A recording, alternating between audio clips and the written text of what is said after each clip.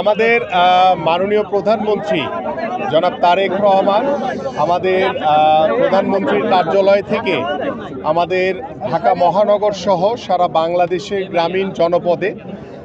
যেখানে যেখানে খালি জায়গা রয়েছে সেই খালি জায়গাগুলোকে আমরা মাঠ হিসেবে কিভাবে সংরক্ষণ করতে পারি সেই বিষয় নিয়ে একটি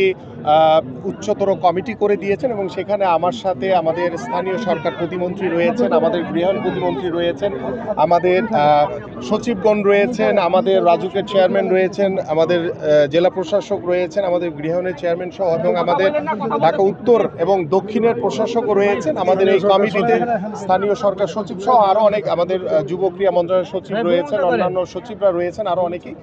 সো আমাদের যে মূল লক্ষ্য সেটি হচ্ছে যে আমরা ঢাকা মহানগরীতে বিভিন্ন স্পটে যাব, আজকে বিভিন্ন স্পটে গিয়ে যেখানে যেখানে আমরা খেলার মাঠের উপযোগী মাঠ তৈরি করতে পারি এবং সেখানে আমাদের যেহেতু গৃহায়ণের এখানে একটি বৃহৎ অংশ রয়েছে, আমাদের ঢাকা সিটি কর্পোরেশনের একটি বৃহৎ অংশ রয়েছে, আমাদের স্থানীয় সরকারের যে আদলে যে বৃহৎ অংশগুলো রয়েছে, আমরা সেই মাঠগুলো পরিদর্শন করে আমরা সেখানে কিভাবে খেলার উপযোগী মাঠ তৈরি করতে পারি সেই বিষয়গুলো নিয়ে কিন্তু আজকে আমাদের কার্যক্রম শুরু করেছে আনুষ্ঠানিকভাবে। এবং আজকে আমরা এখানে আমাদের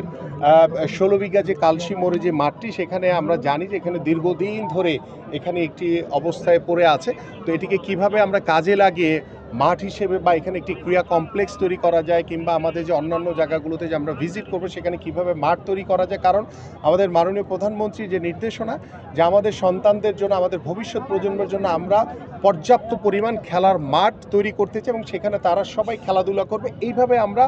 খেলাধুলার ভিতরে আমরা যেমন একটি সুস্থ জাতি গড়ে তুলতে পারবো এবং মাদকমুক্ত সমাজ গড়ার জন্য অন্যতম মাধ্যম হবে খেলাধুলা। তো সেই বিষয়গুলো নিয়ে আলোচনা এবং আজকে আমরা দৃশ্যমান দেখার জন্য আজকে এখানে উপস্থিত হয়েছি।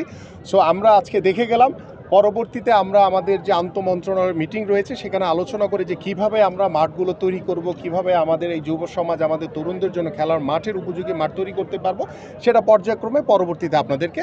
বিশদভাবে আরও জানানো হবে। আপনার কাছে একটা প্রাথমিক সিদ্ধান্ত যে এখানে খেলার মাঠ